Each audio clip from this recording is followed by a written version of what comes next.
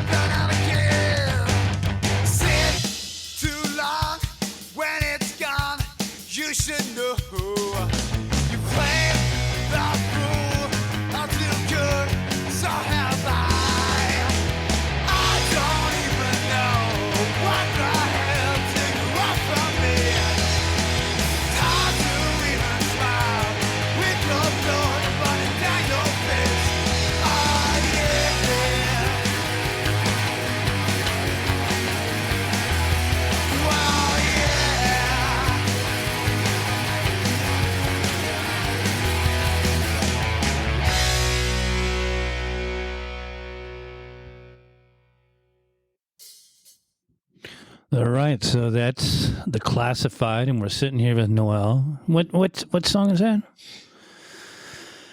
Motivation by The Classified. Sorry, it took a second. Yeah, wrote that when we were like 18, I believe. Recorded at Double Time Studios with the magical Jeff Forrest. Right. Love that guy. Shout out to Jeff, because right now Sam with Deathiosaurus, he's in there today cool. Recording 4 songs that he has for his project Wastaways. Nice. I believe it's 4 songs he's doing with them. And yeah, Deathiosaurus is, I'm looking forward. I've never been in his studio, but Jeff's a staple in this town. Oh, yeah. He's recorded everyone and forever, since ever. Pretty much every 7-inch, every CD, cassette from the 90s, it was Jeff Forrest of San Diego. Pretty cool. So if I do my math right, that makes you 27. 36 right now? 36, that's right. That's right. I'm 12 now. I'll be 45 this November. It's crazy where the time goes. Speaking of it, so, I mean, we talked about a bit of the roots earlier, but what's Classified doing right now? Because I was trying to help John from Beta 7 put together a project, and I brought up the Classified. Are you guys... I mean, we did a reunion show. You guys were there at the Casbah a couple years back. And so it'll take a little finessing. Was that 2019 or 2018? It was before a pandemic. Yeah. It was a ways back. Yeah. Oh, yeah. Huh. So not too far. But, I mean, I think it's doable. We just have to give us a little bit of a notice. Right. And get the guys back on page. And, yeah. But by no means you haven't stopped writing music. I mean, we've seen you, Jerry, and I seen you about a year ago at the Belly Up. Yeah. Some of that's my solo stuff. Some of that was classified stuff, and some of that was the new band, Desponders, which is we just finished the album. It's getting close. We got a Facebook page just went up, Instagram page just went up. There's nothing on it yet. It's just right. If you guys want to take a look, there's nothing on it. Just a photo. But Desponders. Got to start somewhere. Yeah, and then pretty soon there'll be some music and photos and videos and stuff like that. Yeah, well, it takes time to get the content. I have the same thing with Deathiosaurus and Left Out and Sing Material. I don't really have anything to put. I'm terrible at taking pictures, for one. But we haven't, gotten things together quite to get it moving. Yeah. But sounds like you already got a full band and everything's just, who's in the band? And so it's my buddy Danny King. Him and I were in a band called The Gift Curse, which is on, I don't know if you're interested, Spotify and all that fun stuff. Yeah. And Kevin Strom, he was in Buckfast Super B, a couple other projects, and yeah, we just kind of started jamming in the pandemic, just nothing else to do kind of thing. And, we tightened down like 10 songs and knocked it down with TJ from Buckfast at his studio, Phaser Control Studio. And spent a little bit of time jumping in and out, doing our thing, no rush because no one's banging down our door to get it. Right. And it's but it's done pretty much. Like we're just doing some awesome finishing touches and getting starting to do mixes and mastering and all that. Yeah. Boring stuff. Well, yeah, but it's all part of the process. Right. Yeah. I mean, it's better than just, putting it away and not getting back at it. Yeah. That's kind of the running thing now, that seeing how the scene is coming together. And of course, we're talking about our roots, and we're going to get into that because I'm going to do, again, it's a deep dive, but I'd like to know your roots, and then we can geek out on what you play and why. And, but nowadays, one thing that I'm starting to notice is there's people that are trying to do, and as you know, I tried to help John doing a 90s reunion type thing. And there's a lot of bands that are either completely dropped off and they're not doing anything, or they're still riding that we used to be wave. And not many people are really going out there and writing new music.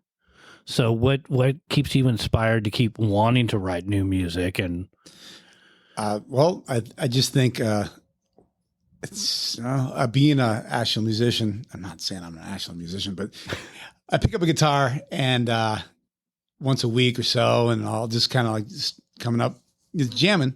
Yeah. I come up with something kind of interesting, and I'm like, oh, I think at least a drummer should hear this. And if and then if the drummer thinks a bass player should hear that, then we kind of move on from there. And then and if everybody's on the same page, and shit, let's record. Why not? What else are we doing? Yeah, we'd have no expectations of being famous or getting anywhere. It's just put it to tape, see what happens. Yeah, for fun, at least so I can listen to it back and going, yeah, I did that shit. That's me. That's me screaming on that. So you're still inspired to write because it's still something that's part of you, right? Oh yeah. Not for everyone, but I feel like some people just like, I want to be in a band, so I should do this and put these things together to do that part.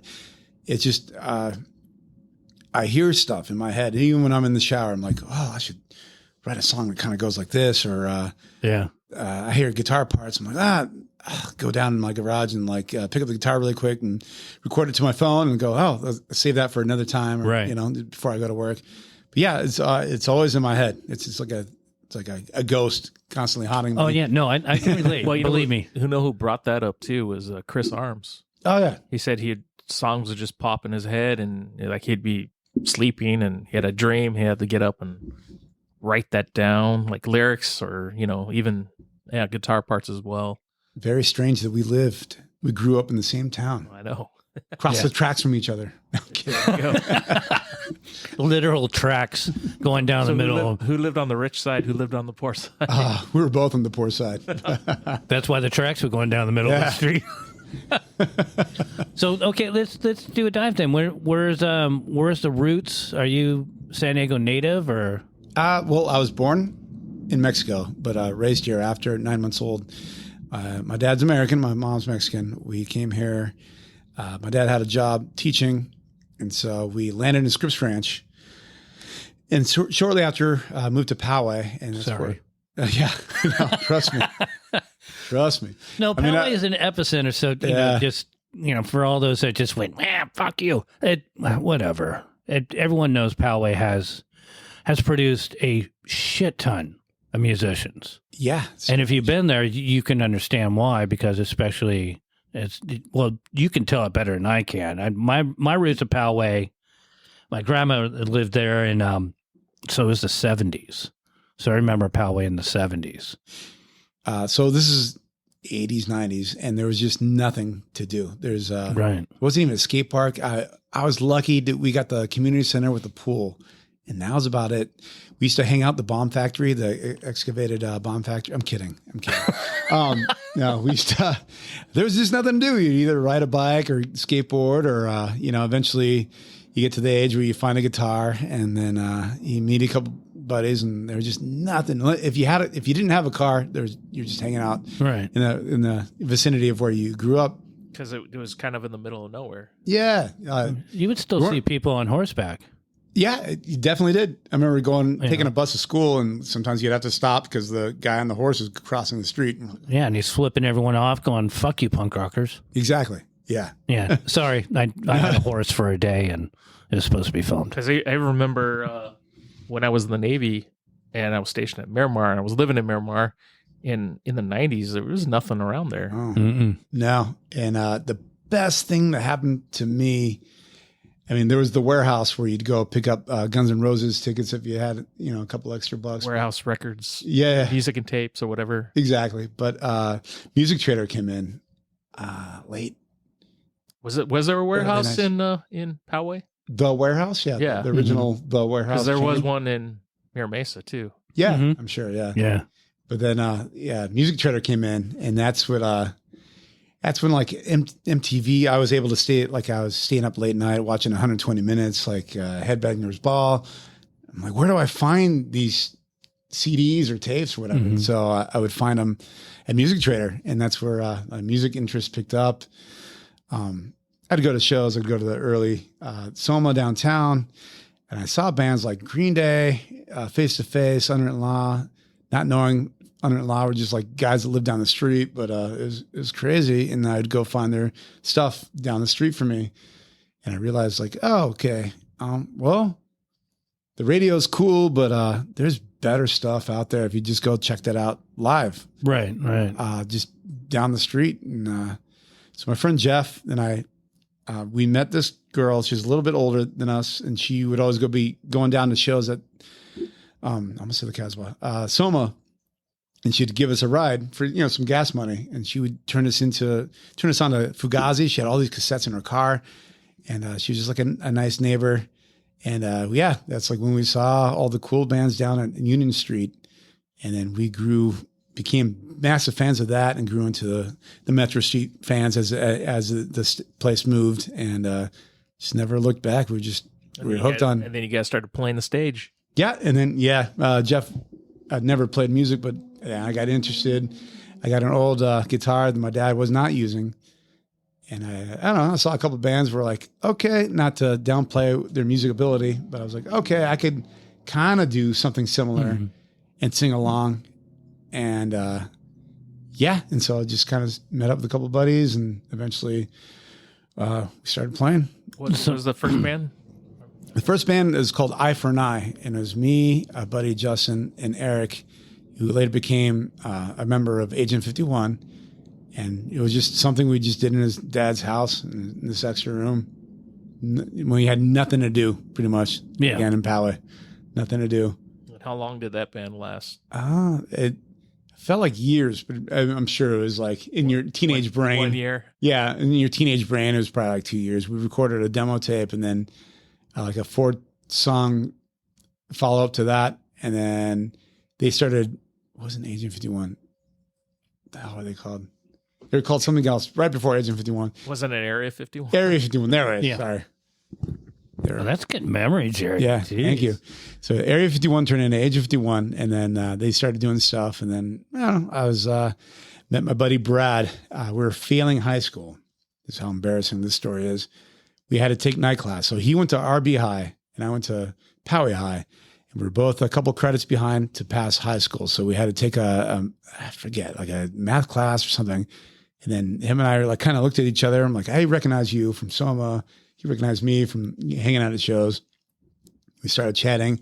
So my band's kind of, falling apart. He was in a band called No Clue. And one band, everybody else was taking off doing other stuff. And so him and I started jamming. And then that's how the Classified started. And No Clue and I both played Metro as well, right? We side stage stuff. Yeah. Very early on. Yeah. They opened up for No Doubt or something crazy. They had a couple they had a couple of big shows where they opened up for some decent sized crowds. That would be No Clue? Yeah. No Clue. Yeah. They opened up for No Doubt and Sublime. I remember No Clue. Oh yeah, I do as well. Yeah. But I'm trying to think of, that's another one of those reasons why the group is good, because someone would have the flyer somewhere of, these are some of the most obscure stuff. I mean, this is back when No Doubt was, still, I don't even think we would have sold them out for at least a year, and they would still be support on some shows. Yeah, they supported Bucko 9. They supported... They were main stage, though. It was main stage. Yeah, they played main stage, but they supported... They weren't headlining. And cool. So this is early days. So what age were you when you started Classified? When you... 17, 18, trying to get through high school, trying to figure that... Because you used to come down to downtown when you were... What'd you say, 13? 13, yeah. If we do the math right? Yeah. We were kids. And that realistically in the timeline, Jerry, so this is, because of the licensing, and you know how weird the licensing is in San Diego, if you were under 18, you had to have someone sign you in as a guardian. And then eventually we got that broke because Len kept trying to get the all-age license. No, he was trying to get the alcohol license, and then at some point never happened. Yeah, we just broke away from that, and then we were able to have all ages. So realistically, 13, that's, you could have gotten in there with someone, just anyone, some random that chick that was driving them out. Exactly. But I think she was maybe 2 years older than us. She was maybe 15 at the time. And she was driving? She was driving. Or 16, sorry. She obviously had a car. So, she's just a neighbor. So somebody hooked her up over at a... Well, Silas by that point, because I had to be one of those that had people sign. And then to get into there, and then someone going around with the clipboard, you have to sign it all. And that was just for posterity, realistically. Did anybody ever check that sign-in sheet? To be honest, I seriously show up and say, "Hey, we need to see your underage sign-in sheet." And realistically, it's above my pay grade because I wasn't getting paid. Len, you still owe me. But realistically, I'm pretty sure there probably was, but especially back then, we're not too far off of payola at this point, so I'm sure there was something going on. I know that. Oh, for sure. Our rich parents were paying you guys off. That's for sure. I wouldn't doubt it. Those expensive $5 shows. Yeah. I'm kidding. No, I don't remember anybody signing off for us. They're probably what was the starting price at Union for bands? What was to get to attend? $3 then, or was it $5? No, it was like $5 to $6, unless there was the couple concerts that he did that were a little bit more. But $5 was kind of our staple price for a long time. I remember when we went up to $6 and $7, people were losing their mind over an extra dollar. Which is crazy because we weren't charging. Like, we even sold our own tickets, and there was no extra fees like Ticketmaster. Yeah, aka Live Nation now. Money was made, and the bands would get, $1 per person that identified them. So that was divvied up. Granted, there was bills. It was a big space, but, and there was a few people working there. But one way or another, we were able to pull it, and it was amazing. You add $6 and people were losing their fucking minds. A $6 show. And then now, one of my pet peeves, $20 for a local show, like basically a glorified party. Yeah. Come on. But Because we were only in downtown for a few years by 92, 93. So you were probably coming down there. Didn't you play there with? I was not old enough. I wasn't there yet. Okay, so when did you end up playing? It was definitely Metro. Metro? 96, 97? Maybe 94, 95, somewhere in there. Also, even earlier. Yeah, I just remember seeing Face to Face, and I was like, all right. So There's like a three-piece band. So you were like 17 then, the first time you played? 14, 15, 16, somewhere in there. Eye for an Eye. Yeah, I would have been like my sophomore. Oh, so really, year. you started going to Union when near the end of Union. Then. Yeah, it must have been. Yeah, because I had no idea when it started. I just we had a friend that went to RB. We knew him from middle school, and his name was John Gatra, and he had a cousin that was like a bouncer, and he's like, "Hey, we're going down check out the show," and we fell in love with it.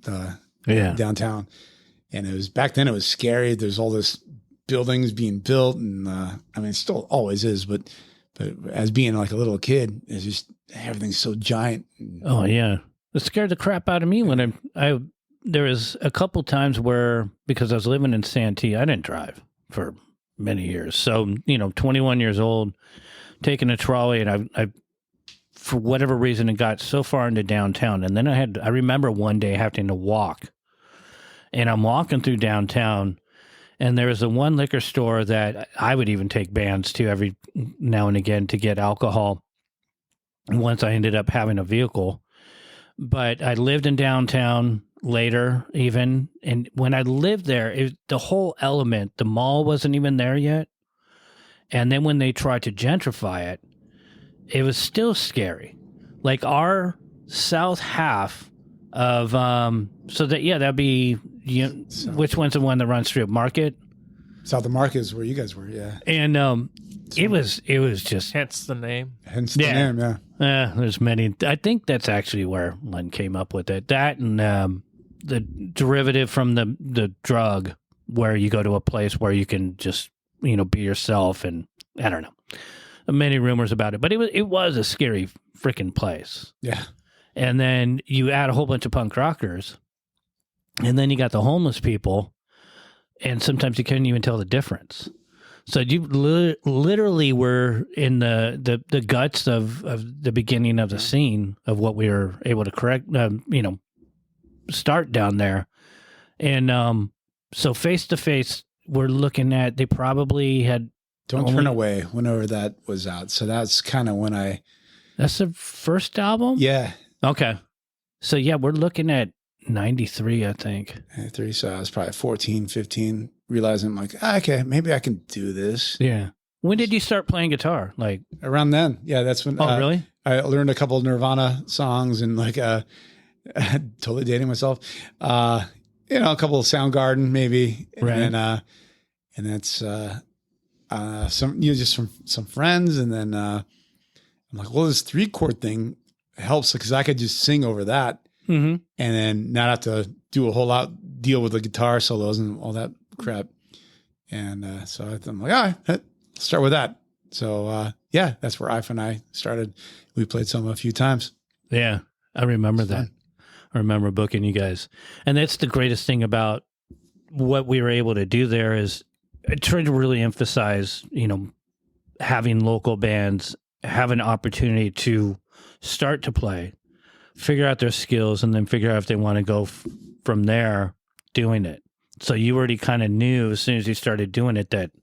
And what made you decide you're going to play guitar and do vocals? Because most pick one and like, okay, that's a challenge in itself. Yeah. I was friends with these guys who ended up being a band. Well, Chris Arms, Open Fast. Mm-hmm. There were some kind of like band before that, and they had asked me to sing, and I remember singing, but I didn't really like how the music was going. I wanted to have a little more control over that. It was just kind of like not an ego thing, but yeah, a Donald Trump, like I want to control the fucking world. So no, I'm kidding. But I just wanted have a little more hand on how the music was written, because it wasn't like, I'm not saying Open Fast was the band, but just a couple of buddies that ended up in that band. And I just didn't like how the music, I wanted more hand on how the music was written. Right. and I just didn't know how to do it yet. And so that's when I picked the guitar. I'm like, okay, I'll figure it out this way. Yeah. So just your curiosity drove you, and then you started to realize, wait a minute, I don't want to be a cookie cutter. I have an opinion. I have, some foresight into something that you want to take control of and create. Right. Exactly. So how did you bring other people in? Was it just you see my vision, therefore I'll use you for a while? Well, usually in high school, you if you find a drummer, that's like finding gold, right? Because everyone's a guitarist. Everyone's a bass player. Everyone's a guitar player. Everybody's a singer, right? So if you find a drummer that's good, you're like, holy shit, I just hit gold. And then if you find a bass player that doesn't want to play guitar or sing, like, shit, you just want to play bass? Cool. And that's how it kind of started. And then, we rode that way for a minute, broke up. Not really broke up. We just kind of went our own ways. And then I found another drummer.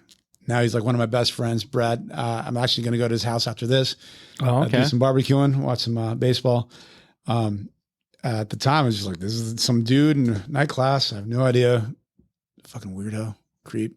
Kidding. Love you, Brad. And so him and I just started hanging out and writing songs. And that's how the Classified started. He had a buddy from school, Sean. And it was a 3-piece for a demo. Did that demo. And then our friend Scott came and played guitar with us. And all of a sudden we had the full length that song you were just playing off of. Yeah, it feels like 20 years in the span of like 4 or 5 years, because you're in high school, your brains are everywhere. And, but yeah, that's and a lot of things have changed since you guys did that record. So a lot of life. Yeah, true. We're all adults now. Most of us. Well, some of us. We're married with kids. Some married with kids. Yeah. Some married. Most of us are married. All of us are married. Some kids with married adults. Yeah, that's the scary part. With like me, I think of myself more. I sometimes look at my daughter and I think, oh my God, you're so mature for your age. And then I realize, wait a minute, I was doing so much at your age. What? You're lagging. But then I look at myself now and go, oh my God, she's so much more mature than I am. Because, it's part of the lifestyle, realistically. You see in the house. Oh, yeah. This is awesome. But so speaking of, you start getting together and you're writing music. At what point did you realize, this is really something that you want to put that much energy in? Or did you just kind of slide into it? Because some people have their whole sort of future kind of planned out and they're articulate, like, I want to do this and then we're going to put out a record. And was that even part of it? Or is it just, we're running with it, we're going to try to get shows? And yeah, not really. Yeah, exactly. It was just kind of like everything was the next step. Luckily, we had at the time, Brad, and we still have, he's our friend, Rob Perlman. He was just another guy that went to Rancho Bernardo High School, and he just had a little bit of money. So he decided to start a record label, and he's like, hey, you guys are pretty good. Hey, where did that money come from? Was it his grandfather's death? I don't know. Yeah, I think his grandfather died. Like, there's this young kid who's starting a record label. Where's this money coming from? Yeah, unfortunately, I think a family member died, and he got his inheritance, and he decided to do something with it. And he started a record label, and it was us, Agent 51, a bunch of other local bands that eventually ended up on it. But and that would have been Alphabet Records. Alphabet Records, yeah, thank you. And I'm trying to think, because I have an Open Fast 7-inch. I have an Agent 51. Agent GDC was another one. Was that? Agent 51 would have been on it. Open Fast would have been pre Alphabet Records. Okay. I'm trying to think of but I'm thanked in that thanks list if it's the 7-inch. Yeah. The salsa on the front. Yeah. They thanked me. Open Fast Chunky salsa. Yeah, exactly. Yeah. Okay, so Rob started that afterward. And how old was Rob when he started that? 15, 14? He's our age, so 18, 17. Was he 18? Yeah. I remember him, to me, I thought he was younger. No, he was our age, so. Seemed like he was still in high school. I mean, we were. When he started the label. Yeah, we were. Yeah. Pretty much just getting out of high school or around there. He ended up doing Blink's first website. somehow he knew Mark, I think, and so he ended up doing their very And first website. he knew the internet. And he knew the He internet. knew the early workings of Yeah. the No internet. offense, and Rob knows this. He's a big fucking dork. Lives out in Austin. He knew. He's aware. He's aware. He knows this.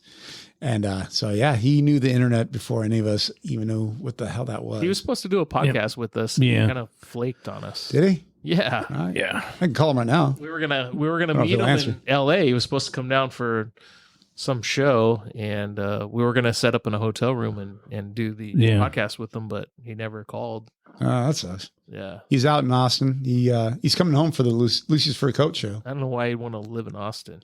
I was just there.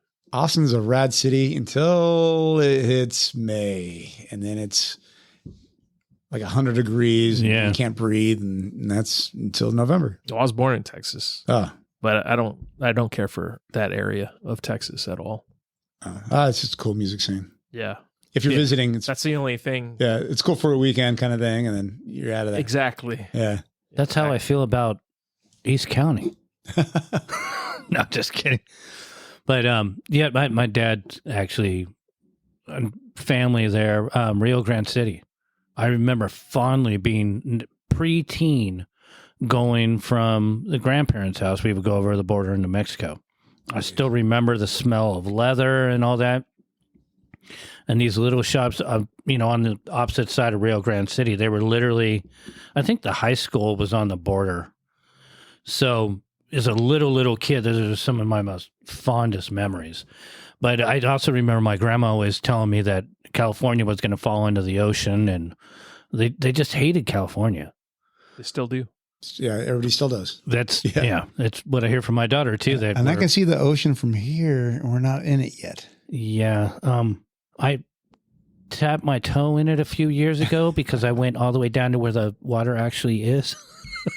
No, that's one of the. It's funny that we bring it up because the idea of having, we've had a few tsunami warnings and all this, and where I'm at, I keep telling the wife, "Oh no, we're fine. We're high enough." And I'm thinking, They'd have to take up the airport before it hits you. yeah, I would want to see that though. That'd be interesting. You're in the bay. You got is that Coronado? Yeah, Coronado and Point Point, Loma. He's Point got Loma's out North there. Island. Yeah. See the carriers. I think we're high enough up, but if not, Sure. We'll go with that. we'll just keep running up the hill. I just got to grab a bunch of skateboards and run up the hill and watch the devastation. But realistically, Actually, you're you're pretty safe from tsunamis because you also have that's all Point Loma. yeah, the point going all the way out there. Yep. But yeah, growing up, that was one of the things that I remember my grandma always saying, and because she would come out here and just bitch about being in California and why are we out here and surfers and blah blah blah, and or like, Freaks. yeah, it's not much. I'm looking at two of them now. So as we quickly diverted into how California is going to fall into the ocean.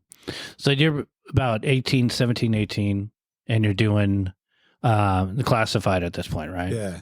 Well, besides that, I was also going to shows like all the time. Yeah. That's where I spent my weekends. I saw like from friends' bands to bands that were like up and coming, like we were talking about earlier. I saw this guy, Foo Fighters, this guy, Dave Grohl. And it was like their first tour. I think it was actually their second tour, but they came to Soma and they were 2 hours late for some stupid reason. And they came out and realized they told us a story of how they were staying there in Mission Valley and they couldn't figure out how to get across the 8 freeway. It took them like an hour and a half and whatever. I saw Helmet, another one of my favorite bands. I saw Faith No More there. These are just some of like the bigger ones. Green Day played there multiple times, even after they got massive. There's such a awesome, even local bands like I don't know, saw a million times there. Bucko 9. You guys played with Blink 182 We opened up for Blink 182. 2 nights. Two nights in a row. Yep, it's true. Just a lot of great memories of that building, that scene. There hasn't been anything like it since. No, not any condemned movie theater ever since has it been that great. No. That's the truth. Not the same vibe. No, seriously. It was it was so cool. Met a lot of friends, met a lot of people. that I still talk to these days. It's weird too, huh? Yeah. Like everybody's family. Yeah, exactly.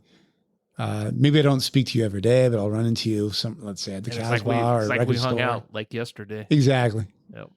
It's crazy. So Yeah. speaking of thinking back, what would be, because this is always fun to watch, to hear about, what would be the scariest show that you were ever at? Like where you were like, this is about to fucking blow up.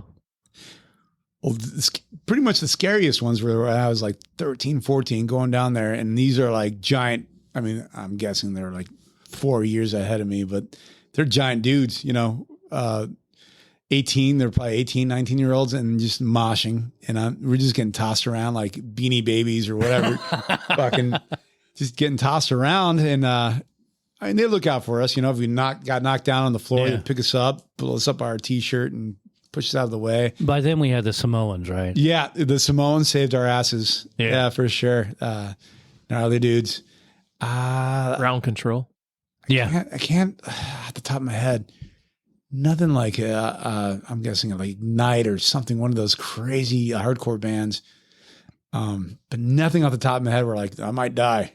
Like no Napalm Death shows, or did you go to any of the more extreme metal shows like Morbid Angel or Did not, Dayside? because at the time I don't think I was really into it. I just wasn't aware. I knew it was a thing, but it just wasn't. I do now listen to a lot crazier stuff. Did you go to the Fugazi show at Union? No, I wish. I heard stories. I heard. I think Brad actually worked there. Or No, I'm talking about Union. That was way before Brad could work. This is like 90. This is being Sorry, like right 90, before. I'm sorry. 92. No, I think- I missed Fugazi, and I've never got to see him. I knew there was a couple of Ramones shows I missed. I just didn't have a ride or something like that. There's definitely stuff I missed. I'm like, I wish I would have been there.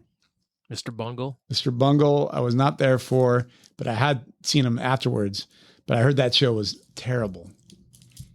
I wasn't there. I can't even. I know that I heard it was bad too. I know Mike left a bunch of stuff. That's where I got my tales for the New Year's Eve. Well, I'm talking about the Morena show. Yeah, I guess Mr. Bungle at the Morena. the Disco Volante, Yeah. like there was like their second album. Just a bunch of noise. Yeah, they just got off on just everyone off. So like it was a sold out crowd. Oh, well, And they just did nothing really, just made a bunch of sounds that no one liked.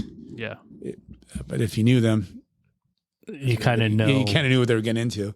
Well, that's like when we had the Boredoms play. The band, I believe out of Japan. Yeah, I think so too. There's Melt Banana is another one that came out of that. But when the Boredoms played, it was like one of those things where if you knew, you were prepared.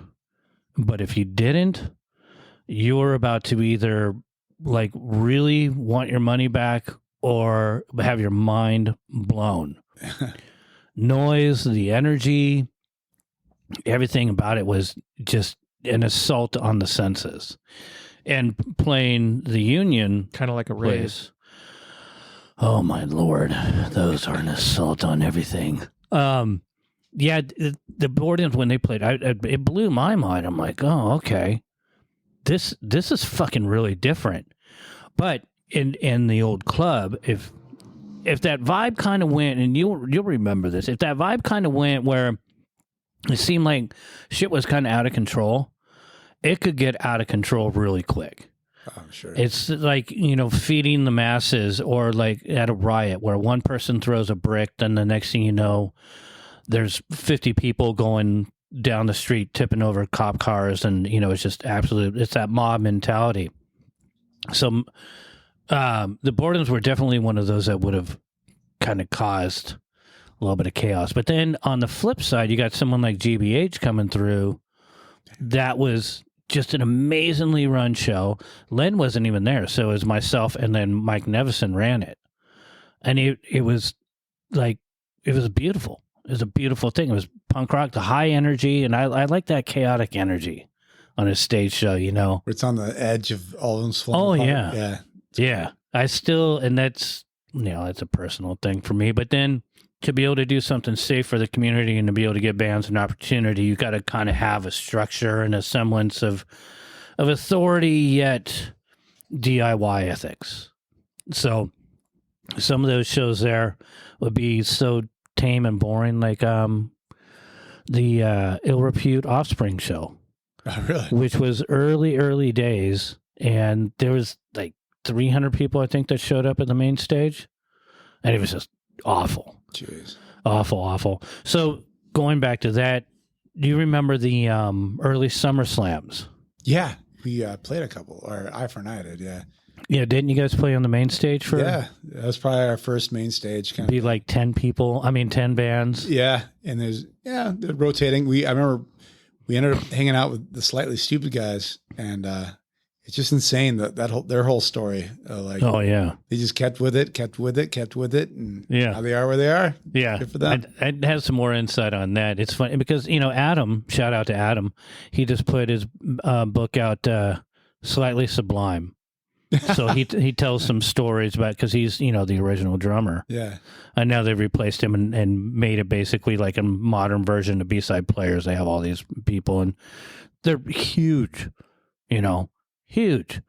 But the Summer Slams, any of those that really stick out, because we would have like Flat in Manhattan, Ghoul Spoon. Yeah. I think Green Day probably did one of those. I don't remember. In the beginning times. I just remember it was a bunch of our peers, like just bands from like Escondido, all around town, pretty much. And then you'd meet up, and then it'd be all day thing in the summer because you had nothing else to do. Yeah. Right? Out of school. Especially out in Poway where it's hot as hell. Yeah, hot in the hell. So you go down and play and meet people and hang out. Those were fun. Those were really fun. And then your friends would come and see you, but maybe stick around for another band or two and make friends, or buy a couple CDs or tapes or whatever. It was a really cool idea. I thought that was fun. Yeah, that was really fun. Here's a question that we haven't been able to dive into with people, because now we're talking. So obviously this is pre-internet. This is pre-social media. How would you guys promote yourselves, other than we had our flyers, obviously, but how would you guys promote yourselves in Poway? Because Poway scene was so freaking big, and then it started getting into Penasquitas, Rancho Bernardo a little bit, and it just started. It had, we even Ramona. It kind of, but Poway was the center hub, and there was so much talent. And so how would you promote yourselves? Was it at high school? Yeah. And then how would you promote afterwards? And then how did it become such a central hub with so many musicians? That was the thing. There was just nothing to do. But we'd go to Kinko's and make flyers, right? And, it'd be the fourth. We'd cut the page in fourths, and then go into schools, like at other high schools at night, and slip them in lockers, because you put a piece of paper in the locker. And we spent. That's the first time I heard that.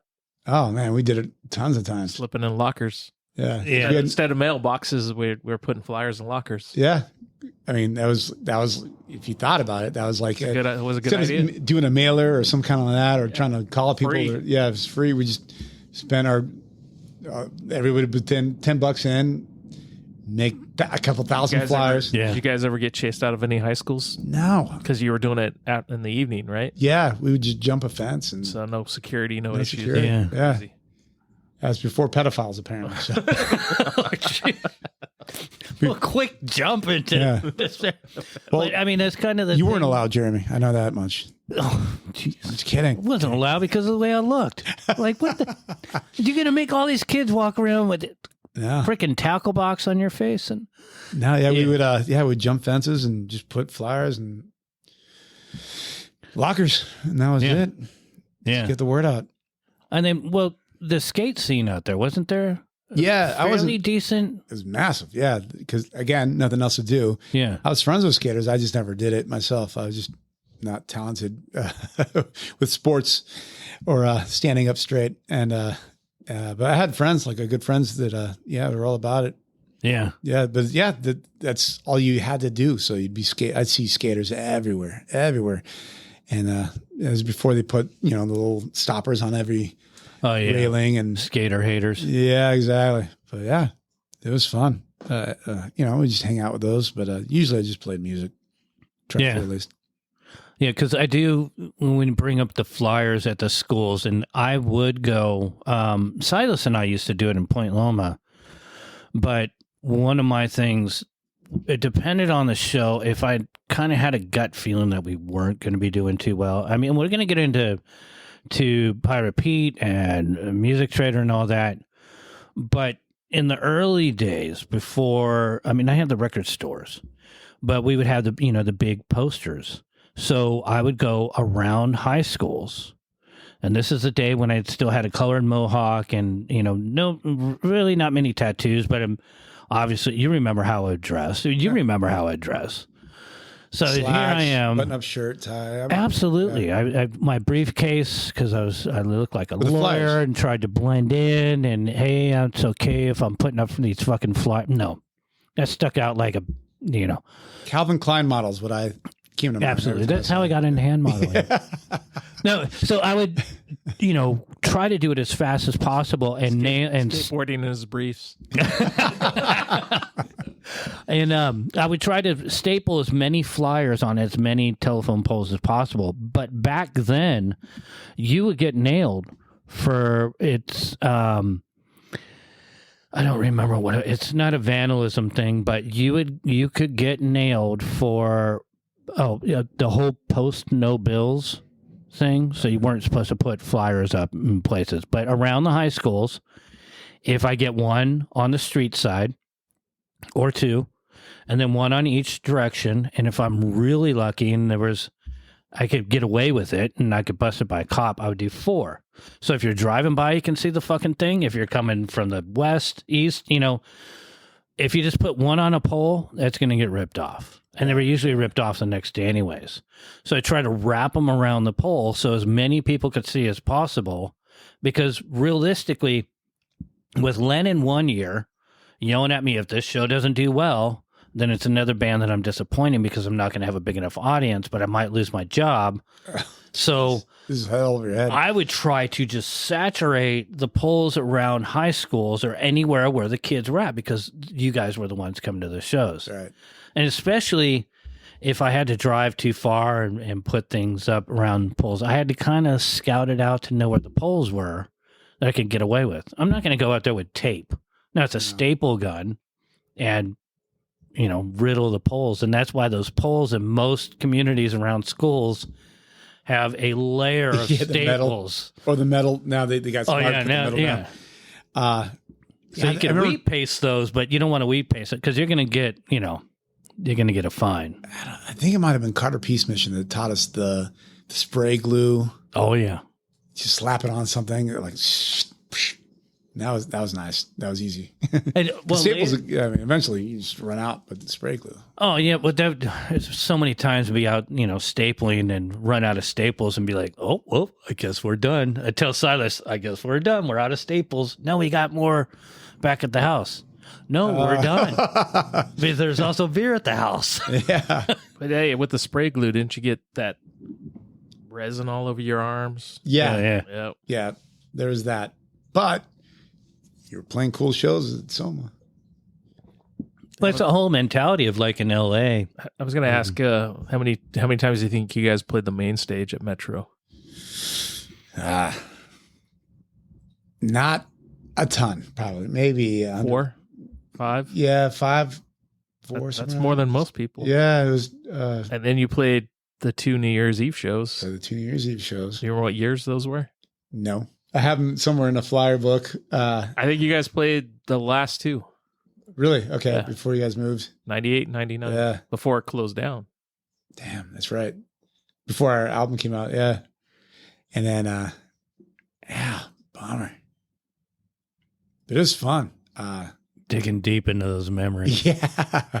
Isn't it crazy? It is crazy. Because it seems, you would think, it kind of feels like it was just yesterday because it's, back far enough in the recesses of time. Yeah. But to dig out details, it's like, it's one of those things that you're going to remember, like a day or so after this and then text us, hey, I fucking remember Damn, this. can we go back? I know. Get the mics back on. Yeah, because you guys got to do the actual Soma one and you guys got to do the Golden Voice one. Yeah, that's right. When they traded over. Yep. And I don't remember the lady's name. Shalice. She was always nice to us. She was awesome. And we had talked about this earlier, so I'll bring it up now. But Otis Bartholomew recently passed away. Rest in peace. O from Fluff and Olive Lawn and many other bands. Revolver. So I first met him at Soma, the Metro place. We opened up it was Hagfish, All, Fluff, and The Classified. It was a side stage show. I remember that show. It was awesome. And there wasn't that many people there. That's where Bug got hit in the face. Broke his glasses. Bug worked for All. Oh, really? Yeah. And the Hagfish guys were looking for the person that did that. Oh, I don't remember that part, but pretty crazy. we were just excited because our guitar player Scott knew who Hagfish was, and he played us the first CD. We're like, these guys are fucking rad, and I didn't know who All was because we were idiots at the time, and they never really, to be honest, because I saw All at the Triton Pub with Milo. Wait a minute, so Scott was already singing for them then. This is like way back earlier, 88, 89. And Dave Smalley sang because he was with them for a minute. And Milo sang as well. That's great. Why would Milo sing with them? Then it'd just be the Descendants. Yeah, well, that was the whole thing reason was he was off to school, right? Because Milo had already split from him, and it was a party. Primus had played. I think Daddy Longlegs played, but it was a private party that we had gotten in because RF and the Ninth had the invite. So it was a pretty special moment to see all three singers in All. It was pretty incredible, but All never, they never got the respect. They never really, I mean, my wife loves them. They're great. I still think that I like half their songs better than I like the Descendants.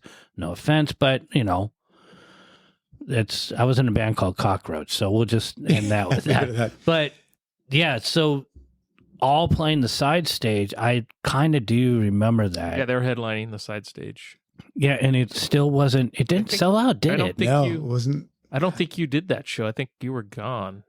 Oh, so that's after me, because I know. I think I did that show. We had them play the main stage, and they still didn't do well. I was friends with the Hagfish guys. Hagfish guys were awesome. Those guys didn't really you tour with them, or no? I just became friends with them, and it was Jay from Spazboy that. Oh yeah, played their stuff for me, and I'm like, these guys are fucking great. Yeah, and they played in the Suits. Yep, every night. Oh yeah. And so that was the first time we played with Fluff. Sorry, Fluff. Played with Fluff, and O came up to us after we played. We were like the opening band, and he's asking us about how we write songs, asking us about where we're from, and blah blah blah. And he ended up being one of my buddies. We weren't best friends, but every show I'd see him at, he'd always come say hi, or I'd go say hi to him, and.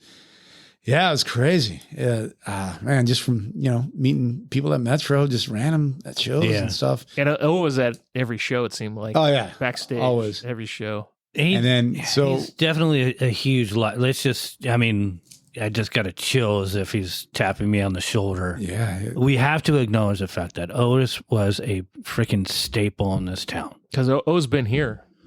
Yeah. Did he do a... No. We wanted to get him in, and then... Of course, he passed away, which sucks. Yeah, he's a massive skateboard fan. He's a massive skateboarder. He was really good. He worked for Trans World. All right, he's a photographer, but he was also a really talented skateboarder. Oh yeah, he skated up to the day he died. I heard from, I've heard a couple of stories, but someone just recently I was talking to said, no, he was found in his truck at a skate park.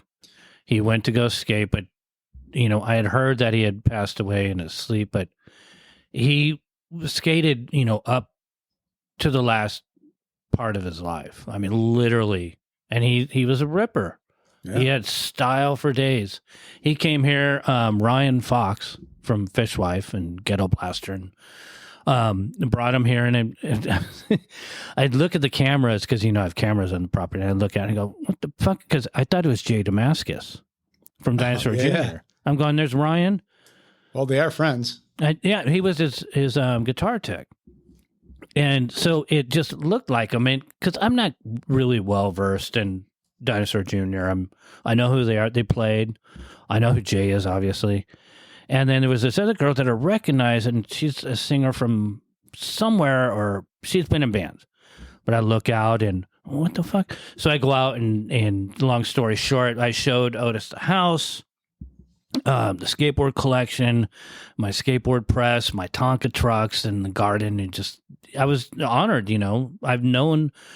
We've known him. Well, I've known him since, God, I guess, I first met him in 89. 95.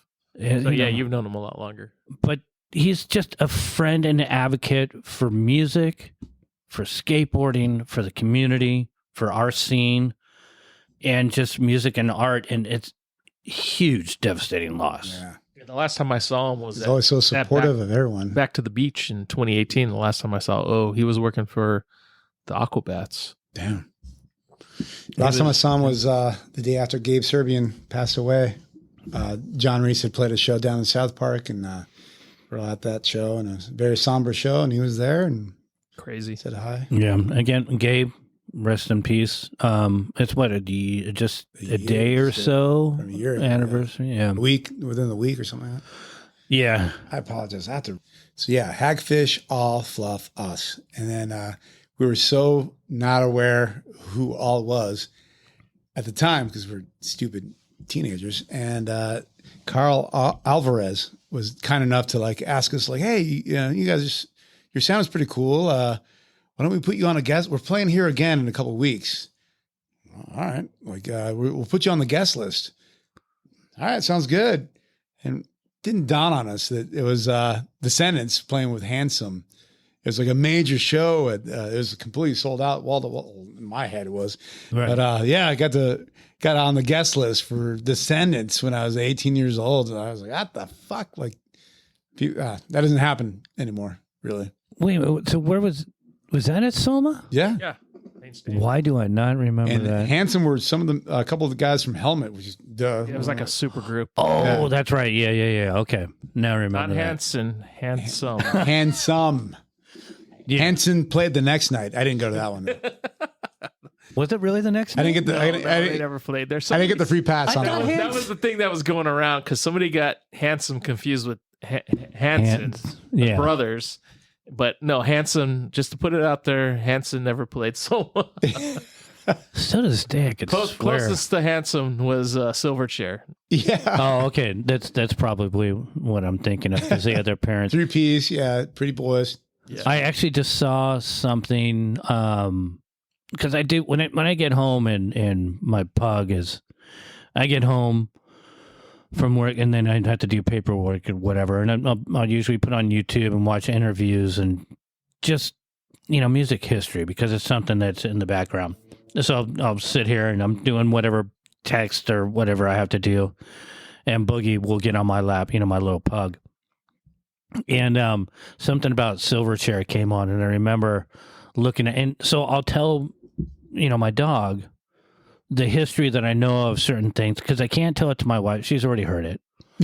I can't tell it to my daughter because she doesn't care. Yeah. I can't go and tell the people out in the public because they're like, why are you harassing me? And no, I don't want a beer from you. Who are you? Dude, leave me alone.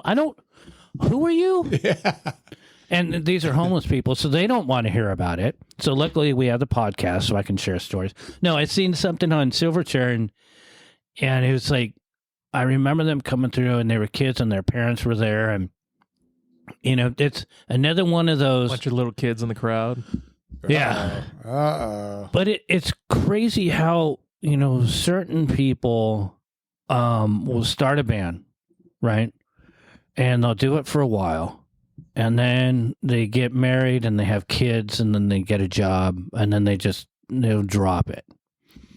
Other people, they get a band and they start doing really well and, that's their career and then they just go and they're famous and all that. If you're lucky. If you're very lucky. It's so very few people. There's a lot of people that I have that reach out to me because of the group that'll tell me like, yeah, here's, we played this arena, 20, 30,000 people. And I'm looking at the picture just going, holy crap, what are you and Ghoul Mouth. I mean, Smash Spoon. I mean, literally, not to completely throw them under the bus, but I know you're the people that have created this world for themselves with music that are playing in front of those huge arenas, like Zach with now Smash Mouth, 20, 30,000 people. But they do it on their own in their own little niche, and I haven't heard from them in 20-something years. That wasn't here in the States. That was Which another one? country. Smash Mouth playing in front of that many people. Oh, so they don't play in front of those crowds I don't here? think that here, no. I don't think. Do you see Smash Mouth playing in front of 30,000 people in the States? I haven't seen Smash Mouth play in front of me. I saw them when I don't even know where they play. Bucko 9 was touring with them. Oh, back in the day, right? Yeah, that was back. That was when they first came out. So they aren't that popular. There's a few. I'm sure people they're popular, but I think they not like that. They probably play like casinos and stuff like that. Fairs. There's a guy that I'm thinking of in particular. The audience that he plays in front of is incredible. But then I look at bands like Slightly Stupid now, which is basically that's crazy. They side have this stage band to same thing with Blink 182. They just play Coachella. Well, yeah, it's crazy. I mean, from what And then I was actually gonna bring up Descendants. Did you see them when they played New Year's Eve? Yeah, I think we opened up. That was one of the ones.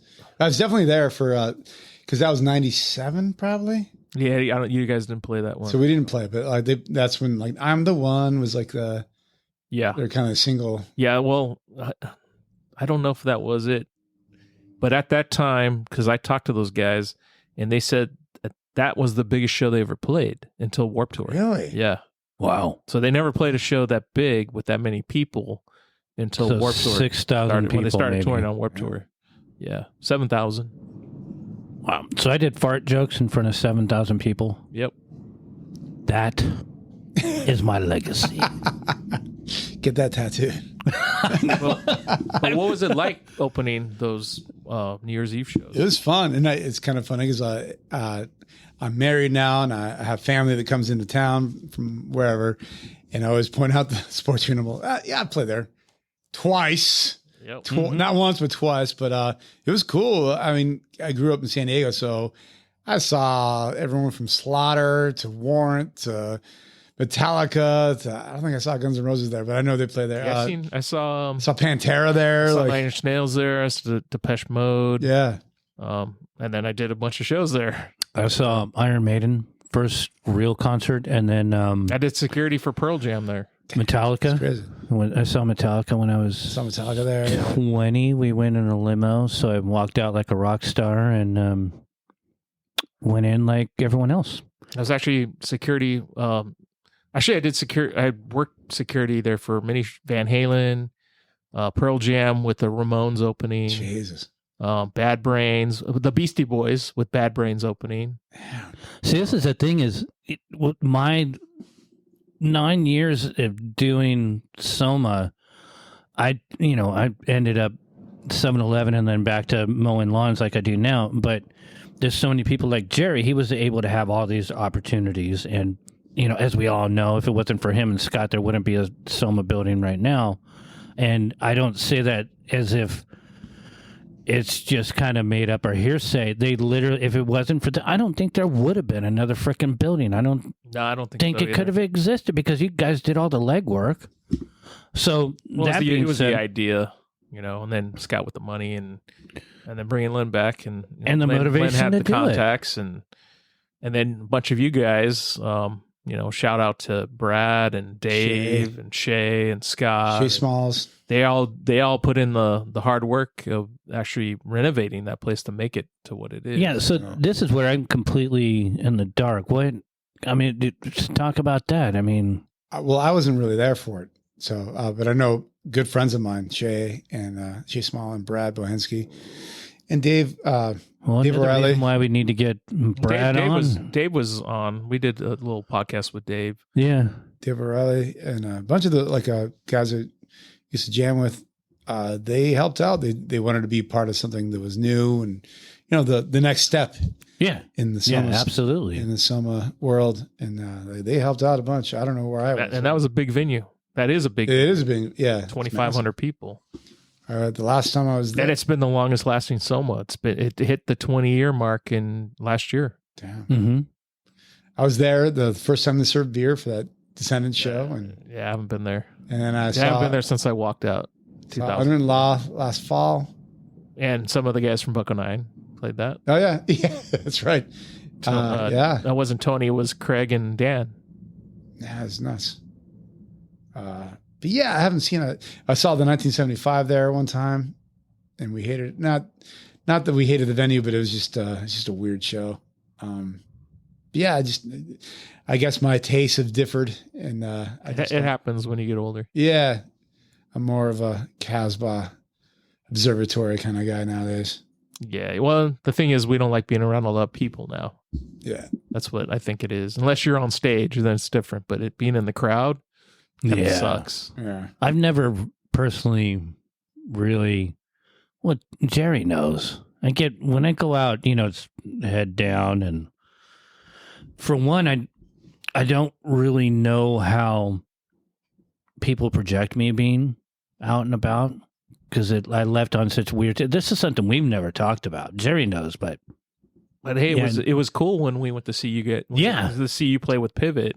Oh yeah, and the Belly Up, at the Belly Up, and a lot of people came and approached us. So it's kind of cool. Yeah, it always makes me nervous just being in a crowd, and I'd like to, because I don't. It's just weird. As I grew older, and I had to kind of hide and try to figure out what the fuck I was going to do with my life. Yeah. And musically too. I mean, I haven't really since the Poor Meat, Cockroach, since in '77, and then the other dozen plus bands. I've never really been out and about, and to be honest, this is the thing I like talking with all the musicians and what I consider family. I mean, this whole thing of all of us is a huge family. But what has helped, and did you take any breaks from music? Let's start with that. Did you take any breaks where you just like, I don't want to be out. I'm not comfortable. I don't know if I fit in anymore. Was that ever a problem? Always. Like I always, after the Classified, I always just thought like, I could be done. That band broke up. And so, I could just be done and just jam it at home, and somehow someone will, hey, let's try this. Let's try this. Hey, like someone interesting will hit me up. I'm like, all right, well, I guess I'm not doing anything. So all of a sudden the new band started. Yeah. So it wasn't ever like a planned thing. Just like Gift Curse. I was living with our bass player, Chacho, the same guy from Spalterano. And then Danny, him and I started jamming, and that lasted a little while. And then new band same was like Danny hit me up, and I love playing. He's an amazing drummer. I love the guy. We're good friends, and it's just kind of like there was definitely pauses in between where right. Like, okay, I could be done. Right, just kind of hang out. But the mind's still working, right? And always, I'm always writing stuff. I had, like, for instance, I put out a solo EP, and I was probably going to do more with that. Then just got bored with that. I don't know, just kind of moved on. But I never stopped thinking about music and writing right. music. But I was maybe I'm done playing live. You ever think of doing anything with Chris Arms? We dabbled in it. We did like a couple songs at his house like a long time ago. We definitely talked about it.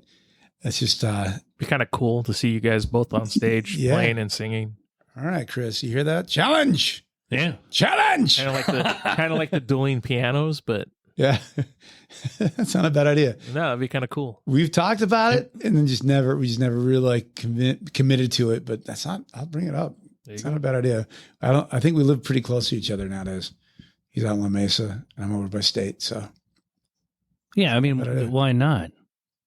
If you don't throw it out there and you just sit and stew on it. I mean, that's how come all these projects for me came together, because after trying to figure out where my place was, I always have ideas, always. But that's the problem with being an artist, is you have more ideas than you do time to do anything. Right. And then I had to figure out, I was doing Red Rum Skates, and then for the while I was doing the charity, but I've always had all these projects. So I'd plug in, And like when Brian from the Left Outs and I with Travis from the Kids and who's now in the Plagues, we did the project Rebirth, where we just recorded here. It's like stoner rock. It's kind of like Earthless. So that was a lot of fun. But just getting together and trying to work out logistics, and there's always some excuse in the back of my mind. No one wants to hear this crap. I'm too fucking old. I got to get up too early in the morning. I always found an excuse. But then other times, I was so antsy just to make noise. I would just plug in the bass, play, get it as loud as possible, get as much just distortion and overdrive so I could just hear kind of like that feedback, and then that would feed me, and it's like, oh, okay. And I just make noise just to purge it. And then something happened. I don't know. It's probably been an accumulation over the COVID, where it's like I'm not done yet. As a matter of fact, I never even got started. There you go. Nice. So good attitude. Because realistically, I mean, I put all the bands in front of me when I was doing. I rarely played a show. Still have not put out any vinyl for any of my almost, couple dozen projects that I've done over the years. So we did do when we did Deathiosaurus, Sam and I, about 13, 14 years ago, we did the LP called Bacon, and we put it out. It's in the SoundCloud, whatever, internet world, but we didn't even press anything, CD or nothing. So when he had hit me up about doing the project again for Deathiosaurus, I'm like, oh, I'm in. I totally want to do this. And everything started coming to place because Brian and I were trying to do the Left Outs. And it's something that my wife and I had kind of came up with. She came up with the name. And so I'm at that point where I feel like I'm making up for lost time. And that's why I'm working on right now 3 projects, but I'm open for more. Nice. Was there ever a point where you're just like, I just need to express myself as much as possible and get this freaking music out? That's a crazy idea. No, it's always kind of one speed kind of thing. Like if I get too distracted, I think I'd rather just focus on one thing and make that great. Right. I'm not saying anything against what you're doing. I have no idea. Yeah. But for me, I gotta focus down and make one thing good, and then because there's always like other people asking to hang out and jam and do this and that. But yeah, so we started doing during COVID. We started doing this new project, and it was our buddy TJ who'd come back. It was his place, and he'd come by. He's like, "That shit's great." He'd pop his head in the door. He's like, "That's good." When are we recording? We're like, oh, never even thought of that part. Right. We're jamming. So, and that's why we are where we are now. Now we got a stupid record we got to figure out what to do with. But, yeah, it was always like someone else kind of motivating me, or otherwise I'd just play video games.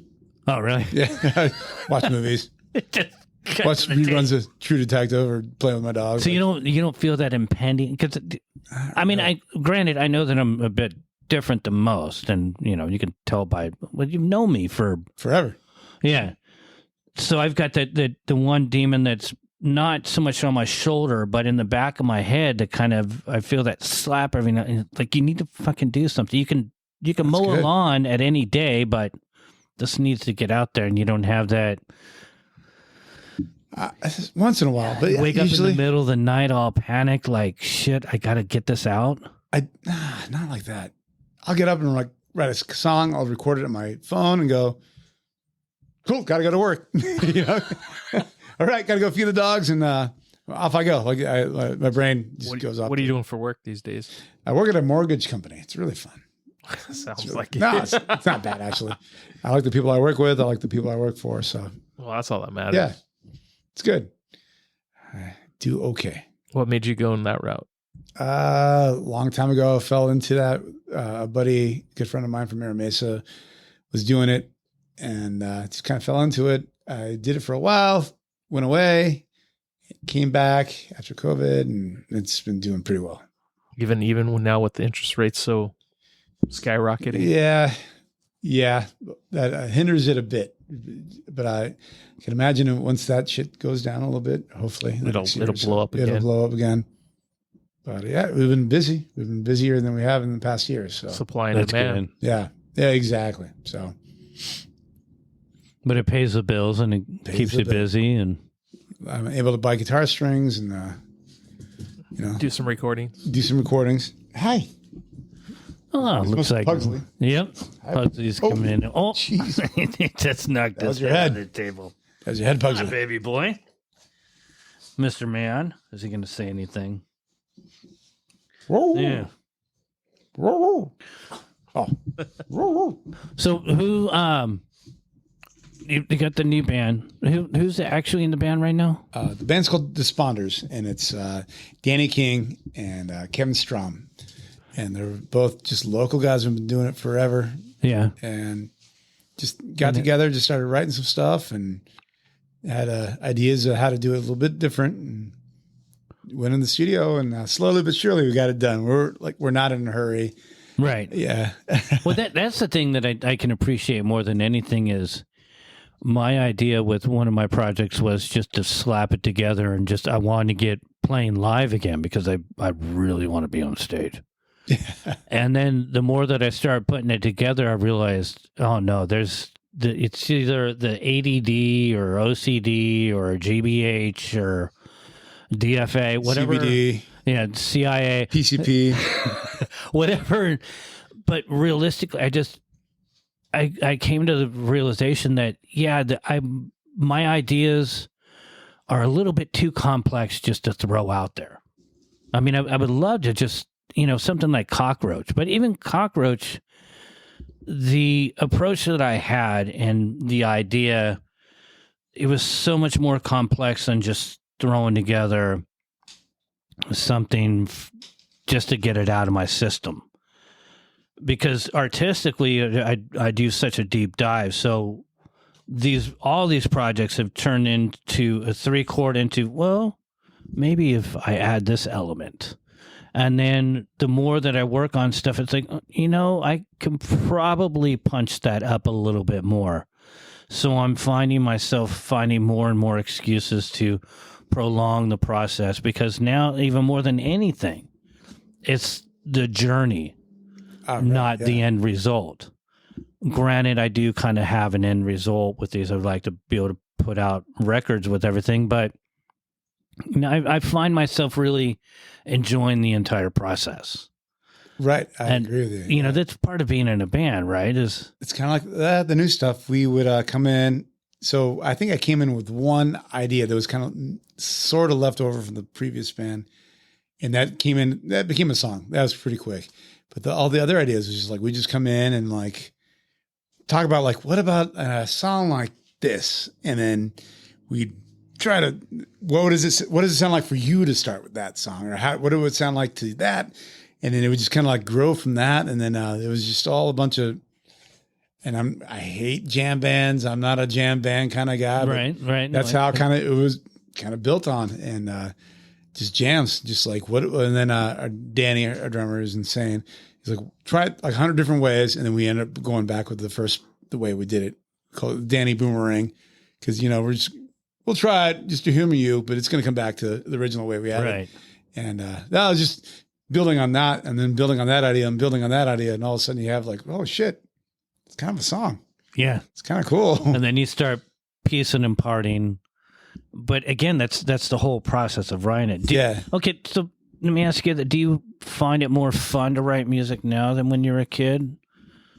And do you think with the maturity? I think so. Yeah, I think there's. Back in the day, I just like let's get 3 chords, chorus. 3 chords, chorus, out. Yeah. And now it's just like, well, 3 chords, but what if we turn that on its head? What if it's backwards? What if we don't do the chorus? What if that is the chorus? What do we swap that around? Just like, just trying stuff out just for the heck of it, just to see what comes out. And it's kind of what we ended up doing. And because you don't have any pressure of a label or anything. No pressure. Did you ever have pressure from a label? No, nobody cared. Nobody gave a fuck. We had fans that cared, or friends that cared. So eventually, it's like that. But No, it was always like Rob never said. he put out our first album, and give then me my money back. yeah, put out our first album. And he's like, all right. And he put out a couple different things, and he's like, hey, he was kind of done with it, so we had to go find a different label the next time, and then same again. Because you guys did with Classified, you did 2 albums, right? Yeah, two full lengths and an EP. Yeah. So the first one was 7 Years Bad Luck. What was the second one? That's the best. So there was a guy that put out our second album, and a friend of ours did the art, and somehow they did everything wrong. And the album was supposed to be called Of All the Promises to Break, but they misspelled that. So it's Off All the Promises to Break. It doesn't make any fucking sense. And then the track listing was all backwards. It wasn't even like the right. So people go play with song 1. They're all, oh, rad, it's called this, but it's actually the third song. And it was, oh man. So who put that out? Because I know I have a copy of it. Yeah, it was, what the hell's this guy's name? He was a nice guy. Did that come out 2000? 2002, something like that. 2002? I'm blanking on his name off the top of my head. Nice guy, but he, Cousin Oliver was the band he was in, and he it was like a drive-through record band. He was in a pop punk band from like in Orange County, LA. Huh. And Cousin Oliver from the Brady Bunch. Yeah, that's what they're based off of, and because he had a band, Cousin Oliver. He was in that guy. Yeah, the actual actor. Yeah. Yeah, and so this guy came out of nowhere. He had a friend's band he had kind of done stuff with, so he hooked us up, recording American Studio and a Paramount Studio C. Like we got like some decent studios in there, and then it was mixed by on a deal by a friend of his, and it was a hip hop artist. He was working with hip hop bands, and so it came out really thin. He didn't know how to mix a rock record. Too many tracks. Or maybe not. Yeah, the whole thing was weird, and there's a reason why it's not on Spotify these days. It's just like, it's not on Apple either. No, yeah, because actually, 7 Years Bad Luck actually sounds really good. Yeah, I don't know how that worked out. And that was your guys' first time in a studio too, right? Pretty much. We did like an EP. It sounds 2 songs professional before that. as hell. Thank you. Yeah. Jeff Forrest, man, that guy's. And then a lot of songs on there catchy as hell too. Yeah, so that was a funny thing where everybody, we're not trying to say we're ahead of our time, but everybody was doing punk rock. Unwritten Law, Blank was like the big thing from where we're from. But around that time, I started getting into more Lucy's Fur Coat. They're more rock and roll. Same with Rockin' from the Crypt. A lot of San Diego bands that just like sounded fluff. It sounded bigger and just slower, not slower songs. Yeah, it's definitely had a bigger sound. Yeah, just it's not as generic pop, which was the kind of staple. I would almost call it the introduction to the hashtag punk rock, where anything that Reese was doing or more of the Casbah, it was more of a avant-garde noise mixture, rock and roll, experimental, out of the norm. Yeah. And there was a definite divide. And the more that I'm researching a lot of doing all these that we're doing, Jerry and I talking with people, you can see the difference where there was kind of the introduction and people either made that work for them or they wanted to try something else and then worried about, well, is this not going to be punk rock? And most people are like, I don't fucking give a fuck. This is what I'm hearing. Yeah, you guys weren't heading that way. You weren't. To me, you guys weren't punk. You guys were more rock. Yeah, and that's kind of where we were going. Which is the punk rock ethic. Yeah. I don't want to be pigeonholed into this consumer accepted product. So you experiment more and you start playing more artistically. Does that kind of make sense? Yeah, no, definitely was. The second album was a little darker. There's still like some hooks on it.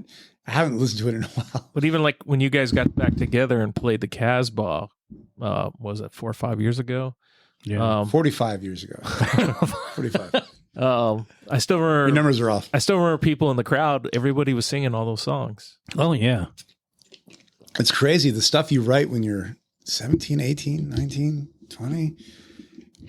You're just thinking like, oh, I'm just writing this stuff in my room. If maybe the guitar player and the bass player and drummer think that's good enough, then maybe we'll play it and record it and maybe play a show. The fact that some people like are singing along still, They did that night, even at the belly up, some like this. Oh, yeah. Yeah. People were there. Absolutely. What You're doing the solo thing. And I'm trying to, I had the lyrics printed out. Like, I don't remember these songs like from 20, 30 years ago. 20, 30. Yeah, my numbers are off too. But, yeah, so it's crazy what people remember. And the same with me. I'm sure there's bands that I fucking love and still love. There's a lot of bands that can't remember their stuff. Yeah. And see it all the time. They've broken up and moved on since. And they get teleprompters or yeah, for sure. The little. Some people use iPads and yeah. Yeah, it's just. I mean, you guys sounded great at the Casbah. Thank you. So it was like, how did you guys do any rehearsals? I mean, because it's been a long time since you guys played, right? Yeah. So two of the guys, one guy lives up in Oxnard, and the other guy lives up in Washington. And Brad and I live pretty much down the street from each other. So him and I jammed in my garage like a couple nights. The other two guys came down for 2 nights. We had like a couple practices, and then who lives where, by the way? Sean lives in Washington, and Scott lives up in Oxnard. Yeah, he's a teacher. Scott lives in Oxnard. He lives in my neighborhood, huh? Yeah, I didn't know that. I'll have to reach out. Yeah, I'm friends with him on Facebook. Oh, cool. I'm pretty sure he's still up there. Yeah, he has a wife and kids. Let's hang out. Yeah, for sure. And yeah, just a little bit further that we don't hang out enough, you know. But yeah, so it was just 2 nights in a garage with the drummer and I, and then 2 nights in a room. And then we just try to do it as best we could at the Casbah. It worked. So it makes it easy when I thought you guys were the better band. Oh, thank you. Yeah, it is the crowd response. I mean, even you doing solo, it seemed like to me that you had basically caused enough of a stir to get people really. I mean, am I wrong remembering this? Well, him solo got more of a reaction. He was doing like the DJ thing. He was doing in between. Yeah. So everybody you did 2 sets, right? Yeah. Everybody was amped to see the other bands, but I just came out like, yeah, motherfuckers, let's go. How many bands were on that? At 2, at Belly Up, I think it was just Pivot 2, and but Agent, me in between. and then you did in between. Yeah, so you opened, and then Agent played, and then you played again, and then Pivot played. Yeah. Yeah, and we left during Pivot. But to be honest, I thought the energy was really strong. Especially you're just dominated. And that's I'm here with my guitar and I'm going to freaking do this. Yeah. And then the people are like, "Oh no, you're not doing it alone. Yeah. We're and that was a good venue. Long, yeah. The Belly Up's a good venue too. I love that place. The acoustics sound great. We did it once in the Classified, and that was like my favorite spot. I think we've played. It has a good sound, like you said. Acoustics are good. Yeah. Just a nice spot, a good location, and a good sized stage.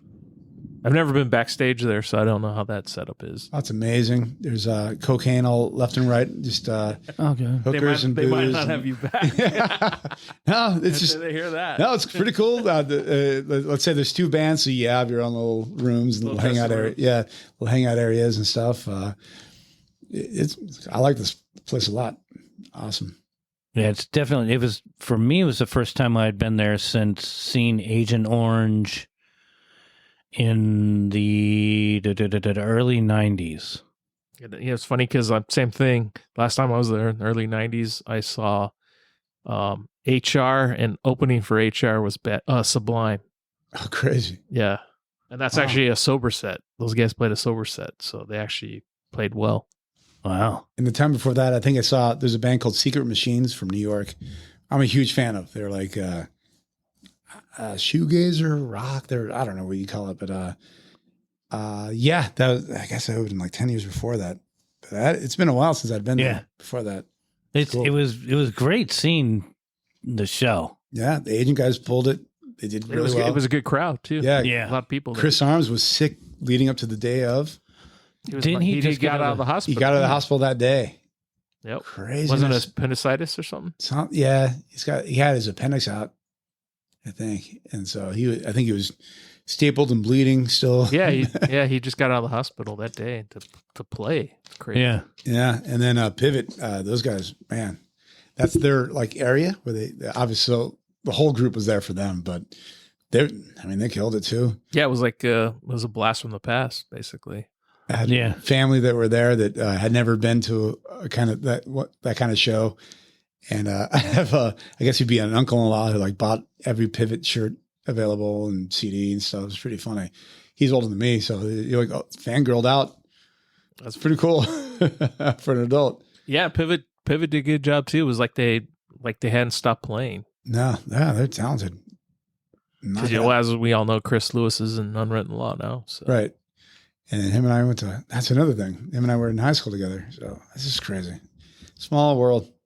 Yeah, it is. It definitely is. But that's the thing too, is there's certain people that have dropped out. Then there's other people who've been able to make it work through all these years. And some people, this is the thing that, because I've been working with John from Beta 7. That's what I asked about Classified. And people trying to relive the 90s. And it's some people wouldn't mind, throwing together. I talked to Monica about, well, if we can get Dodgeball to do this gig. Oh my God, that'd be amazing. Porter's in that, right? Yeah. But Porter, unfortunately, still needs a little bit of time from healing from a health problem. So I'm not sure what happened. But I said, well, let's, think about doing a cockroach thing. And so the running idea I was telling my wife was we could, do Fuck You because everyone knows that song. And then we could just do another song. And then we could just close with Fuck You. That's 3 songs. They're all sing-alongs. Whatever we throw in the middle, no one's going to remember it. Because I'd just be a maniac. And then everyone's going to love seeing them up there playing. But realistically, I think for people like us, it's the idea of, well, I'm kind of doing something new. Yeah. I want to promote this because we all mature, right? Yeah, for sure. Some of us, like some of my music, I think I've kind of going back to roots, like with the noise stuff and the chaotic stuff, but getting 90s bands back together to do reunions, it's almost easier. Well, so-and-so's in this band and so-and-so's in this band, and it's easier to push things that way. Because as much as I'd love to do a cockroach thing, I've got so many other bands and ideas that I want to do. Yeah, we did that Classified reunion at the Casbah. It was fun. And then Sean, our bass player, is like, I think we could write some new stuff. And it took a minute. I'm like, okay, I wouldn't mind trying it, but how would I write songs for the Classified now? Like, how would I? Right. It would sound like the new band I'm doing, I guess. All right. Right. Like, I wouldn't know how to do it anymore because I was like a. Well, it depends on the vibe you're getting off the other people. True. So everybody's going to bring something different now. Yeah. Because everybody's aged. Yeah, and that's the thing. 25 years later, can you? And that's the thing. I guess we've never really asked anyone, but what do you think if you're trying to rehash, for lack of better terms, something from 25 years ago? Are you going to, not in hindsight, but in the end, destroy the memories for some people of trying to rehash what you used to do? That might happen. You know what I mean? Yeah, that might. It's kind of a scary thought. But it happens all the time. Yeah. Because then you gain a new audience too. So, there's bands we liked at a certain time in our life and their sound was a certain way and then they change and you're like, I don't like those guys anymore. Yeah, or like a personality clash on stage. I'm a massive Faith No More fan. They put out an album a few years ago and it was just okay. Right. I think I would have liked it if they just never put that one out. You know what's weird too? Yeah. You think if you really sit there and look at bands back in the day or even now, as their music catalogs grow, a lot of them they don't have what they had when they were younger. it's weird because you think as people grow older, they experience more. You think they would make better records. Yeah. But they don't. Well, they do, but some do. Let's say let's say you're Very AC/DC. limited. Very limited. Let's say you're AC/DC, right? But you got to remember there was 2 different singers in AC/DC. Okay, but everybody knows Back in Black, right?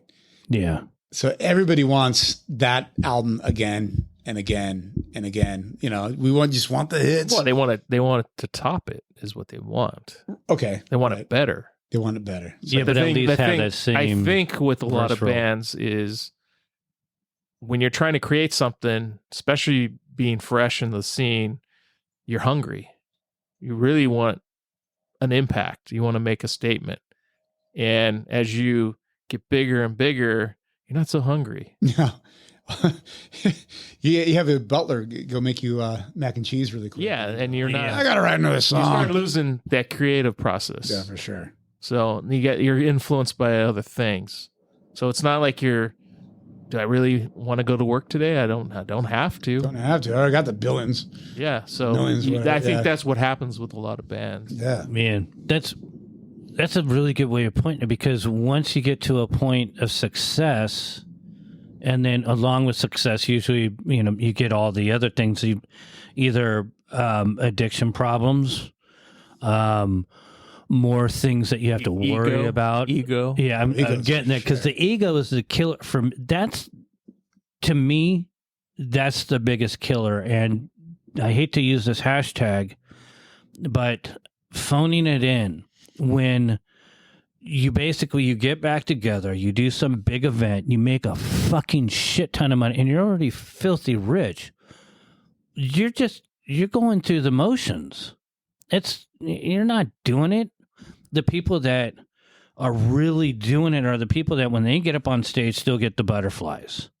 And it's not because you sat around for a while. You got to stay hungry. Yeah, for sure. Yeah, like, Dee Snider, Twisted Sister. That to me is, I think for me, because I question whether or not anyone wants to hear anything I do anyways. Period. I've always done that. Jerry was saying the same thing earlier. I know. He hates the music that I write, let alone the voice. I'm kidding. So, no, and for me, my hunger to do something with my music now is stronger than ever. And I realistically, I don't really give a fuck what people think about it. I have to get it out. But if someone said, oh, yeah, you should do Cockroach and we could do these big shows, I'm going to be like, why? Because it's a reunion. Yeah, I mean, one would be fun to do a couple songs, but it's like, even if you threw in money, I'm going to be like, well, how much money is it? Am I going to be able to use that money to be able to do that show, give it to the family, and then I can concentrate on my other shit? Because I've never made any money off music. Len never fucking paid me. But I digress. $75 a year is what you said. Did you? Something did you like ever that. make any money off music? No. Yeah, No, nobody did. I mean, enough for. There's a couple of San Diego bands in there. I'm sure. Yeah. Money off. I mean, enough for a burrito and a couple of beers, but yeah, nothing crazy. But yeah, you guys were doing it because you loved it and it was fun and it was hanging out with your bros and exactly and seeing friends, and it's the gathering. Yeah.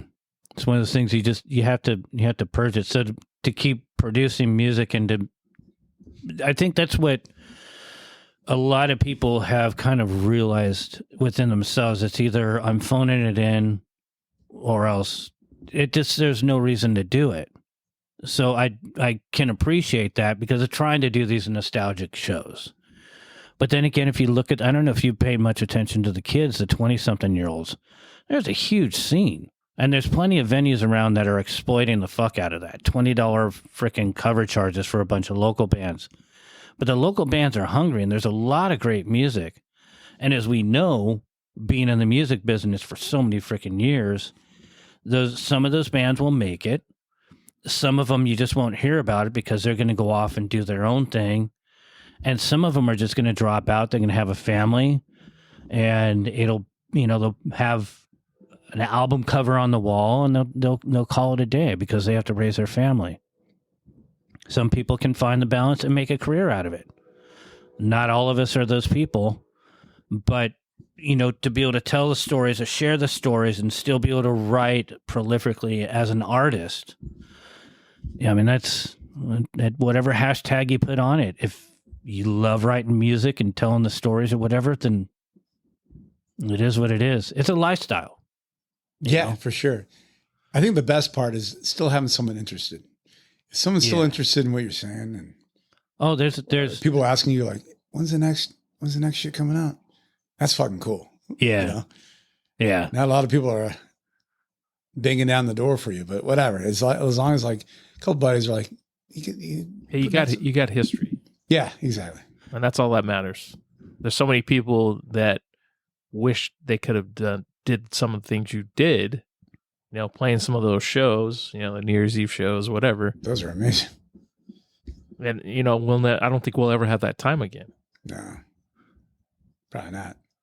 With the fact that you can get together and you put all of your heart into doing, like when you did your acoustic thing with Pivot and Asian 51, those shows are always amazing because there's always an audience for that.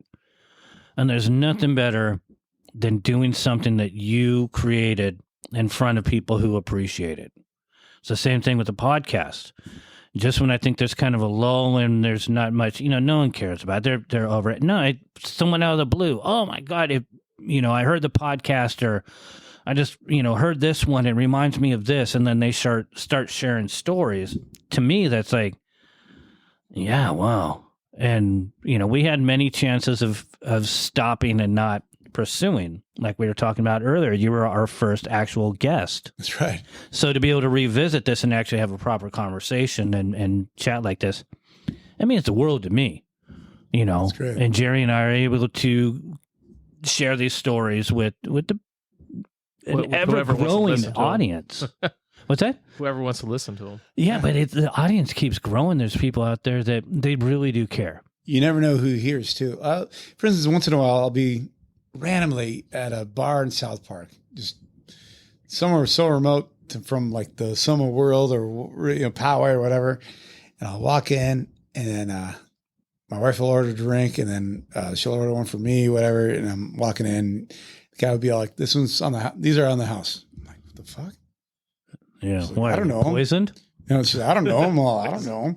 So classified. He'll remember. That's crazy. He's probably some kid at a show. Yeah. Who knows? I just somehow remembers. Yeah. And, it's cool. It's flattering, and it is. It's very humbling. So people are out there. People are hearing it. Oh, yeah. This is your podcast, I'm saying. It's like people are out there. People are hear it. People remember. I can speak for myself. I think for Jerry as well. We definitely, for me personally, I like actually being able to really get to know some of the people that I've known for so many years, but didn't know certain things, like the skateboarding, how that intertwines with all the music. I had no idea. Massive. And I thought it was just kind of my world. Even talking with Andy before this podcast, yeah. Andy, before he was in Bucko 9, he used to come to all the shows. Like he would go to the New Year's Eve shows. He was in the crowd. And I think at that time he said he was living down here, but he's from Oakhurst, which is Yosemite. Oh, wow. And they would drive, people would drive down here to go to those New Year's Eve shows. That's crazy. And somehow get home. Yeah. Well, they get hotels, stay, Crazy. Yeah. But it was an event, and, and then now he's but it just, it's extremely humbling. And I am so appreciative of being, what part I was in all of it. And then to be able to share the stories. Yeah. You guys are kind of the faces of Soma. You guys would go out and introduce the bands on the main stage, and people know you guys. I hated doing that. I liked it when Len did it. I screwed up a couple times doing Well, that's why I did the fart jokes, and freaking O was all pissed at me the one time because I did it announcing them. I think when it was on the main stage, and one time that they did do the main stage at the sports arena, went out and then starts announcing, and I just remember looking back, and he's just like, you can't one up O.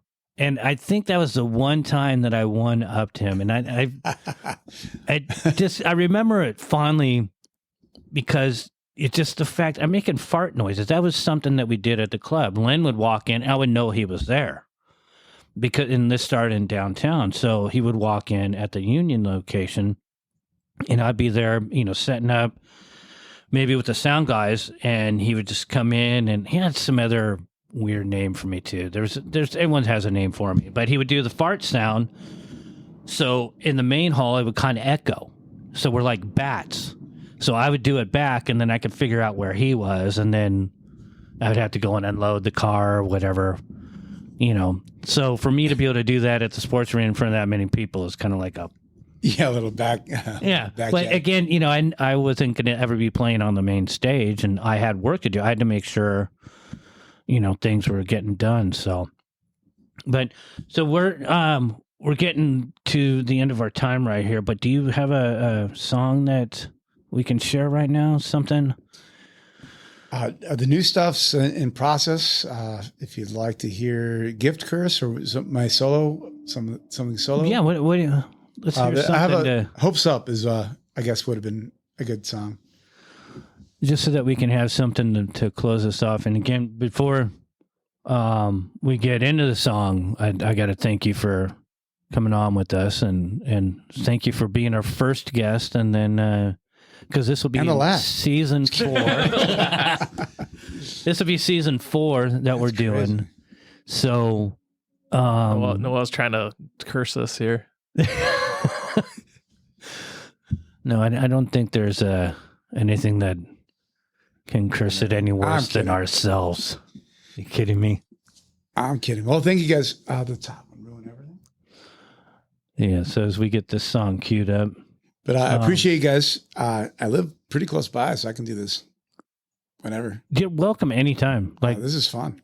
Literally, if you want to just come here and jam, if you got something. Got to get Brad in here. Yeah, okay. Next time, I'll knock him over the head. It'd be cool. Both you guys come in, and you guys can bounce stuff off of each other. It's crazy, the stuff I remember and he remembers, and then he'll tell me, don't you remember when this happened? I'm like, shit, I forgot about that. Yeah.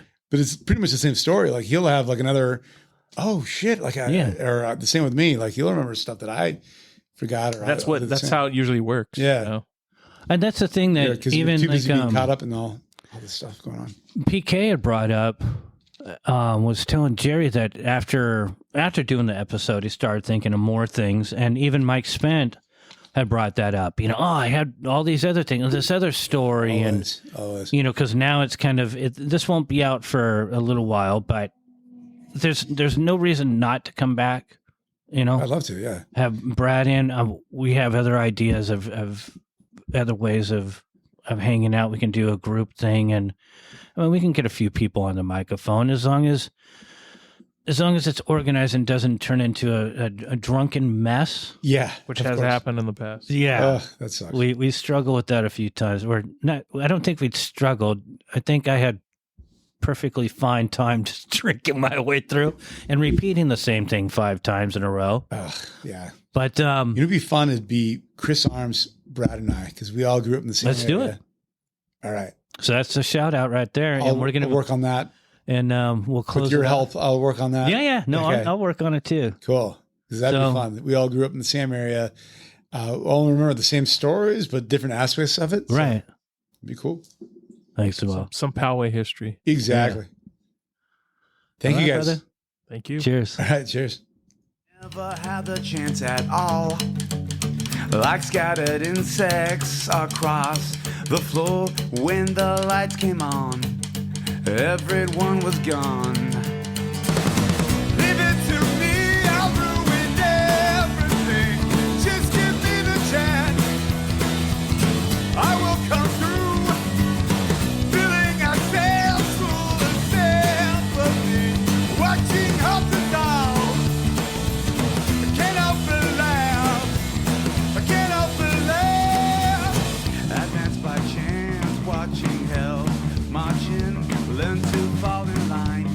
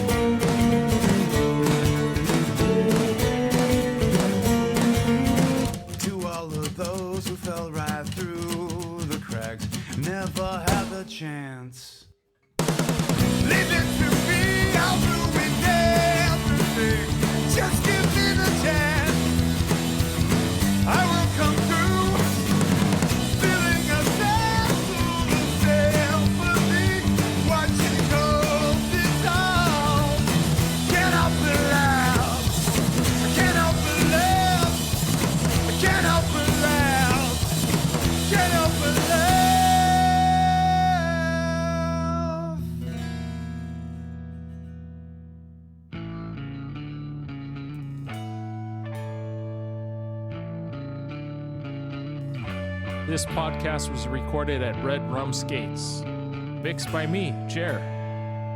Music provided by Breakacre. We appreciate all our listeners and our guests. Please stay tuned until the next one. Have a great one. Bye.